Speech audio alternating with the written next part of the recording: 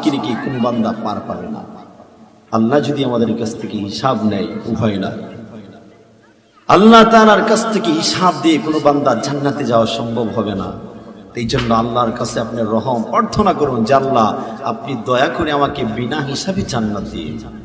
সবচাইতে ভাগ্যবান হবে ওই বান্দা যেই বান্দাকে আল্লাহ তাআলা রব্বুল আলামিন বিনা হিসাবে জান্নাত দান করবে। বিশ্বনবী বলেন, আল্লাহ তাআলা রব্বুল আলামিন সর্বশেষ যেই বান্দাকে জান্নাতটা দান করবেন, ওই জান্নাতের আয়তন হবে এমন, সমগ্র পৃথিবী নয়, 10 দুনিয়া একত্রিত করলে যতটুকু বড় হবে, আল্লাহ তাআলা যে জান্নাত দান করবেন ঠিক ততটুকু বড় হবে। সুবহানাল্লাহ। সবচাইতে নিম্ন স্তরের জান্নাত যেই বান্দা পাইবে, আল্লাহ তাআলা রব্বুল আলামিন তাকে 10 দুনিয়ার সমান একটা জান্নাত দান করবে। চিল্লায়ে পড়ুন সুবহানাল্লাহ। আল্লাহ তাআলা রব্বুল আলামিন বলেন, দুইটা দল হয়ে যাবে কাল কঠিন কিয়ামতের ময়দানে।